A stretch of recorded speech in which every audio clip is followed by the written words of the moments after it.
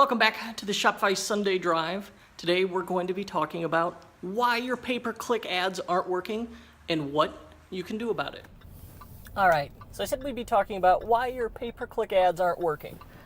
And when I say pay-per-click ads, I'm referring to any kind of targeted paid traffic.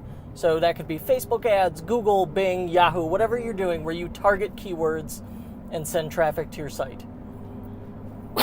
Excuse me. And generally there's two reasons they're not working. The first, of course, is product market fit. That's the traditional thing we think of, right? So we're targeting the wrong kind of traffic, and that can get technical and difficult. That's the frustrating one. And a lot of figuring that out is trial and error, figuring out what words, what phrases, words your customers use to describe your product through maybe reading reviews, through customer surveys. And if you could figure that out and use those keywords in, say, a keyword-based system, or figuring out the exact affinity group, interest-based group in Facebook, all right, then you could sort out your product market fit. So first you need to figure out the audience, then you have to figure out the offer that you're sending them. And in previous episodes, we had talked about that probably the best way to tackle it with targeting cold traffic is to show them some really compelling offer, maybe an educational article that only briefly touches on the product but helps segment people who are interested in your product and then retarget them, or a free plus shipping offer, or some kind of compelling introductory offer or information. And then we bundle that with retargeting to show them our actual product. All right, so that's the basic one, is targeting, and that one's tough. And I'm sorry, because there's not a great guaranteed to work every time solution to that one. It's a lot of trial and error. The second part of why your PPC, so that's my cop-out, but the second reason your PPC ads may not be working is better. I have a solution here. And it may not be that they're not working. You may be thinking about them in the wrong way. So oftentimes when people start with pay-per-click ads, they're looking for a silver bullet.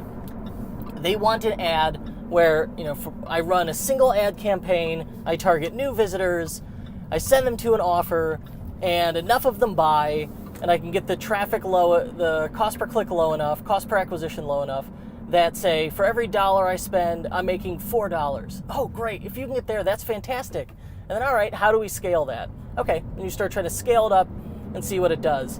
And either it doesn't scale well, or you're suddenly immediately very rich. That's incredibly rare. That happens so rarely. And even if it works for a while, it's not going to work forever.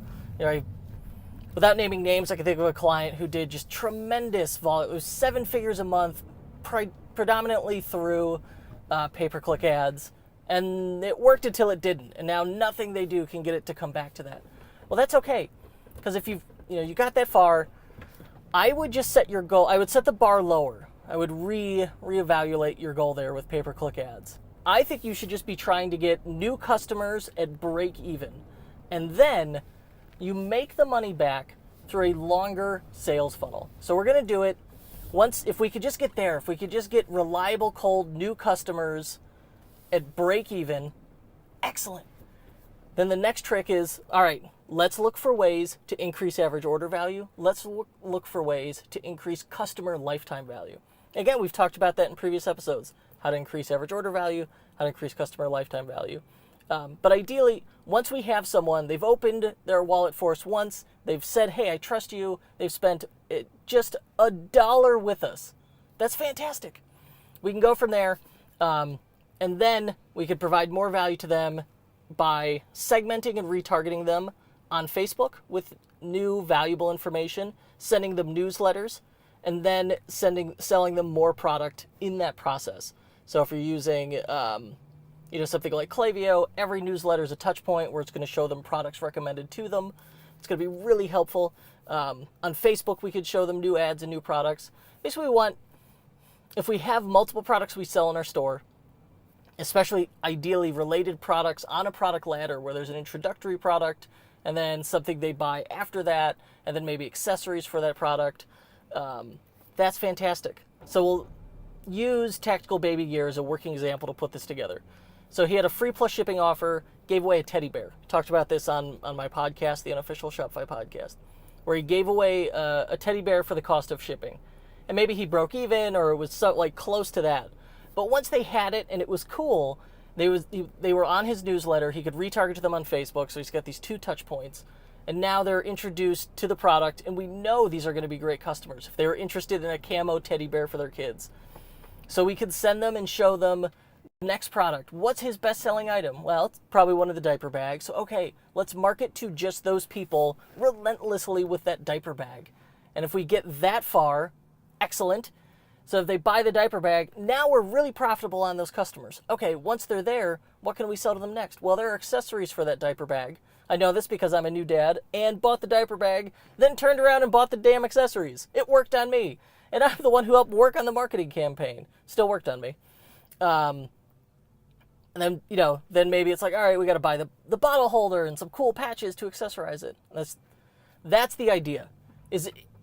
Don't try to make yourself crazy with, I'm going to spend $1 an ad, get $5 back. If you could do it, awesome. But if you can't get there, don't be disappointed. Be thrilled that you can acquire new customers at break even. And if you could do that, all right, be happy. You're treading water, but now we've got tremendous expected value coming down the road. So that's where I'd look at now, all right, start researching increasing average order value and increasing customer lifetime value. Plus, going into the holidays, man, everybody's start shopping for friends and family at the holidays. Everyone who bought from you at break even, those are potential gift buyers coming down the road for Black Friday and Christmas. So I hope that helps kind of reframe the PPC discussion. I have a webinar coming up next week with Tom from Skewb Marketing, who's going to talk to us about why your PPC campaigns may not be working. And before I recorded this video, I asked him, I said, give me what are the 2 reasons that they don't work? And he said, well, either, PPC, the keywords are set up wrong, it's not targeted right, that's the obvious one, or it's mindset, it's how they're thinking about it and how they're approaching it. So this was kind of me riffing on his webinar that we're going to do together later in the week. Or if you're watching this late, it'll be on the YouTube channel. But yeah, we'll look in the comments. In the comments, I'm going to include the link to register for that webinar.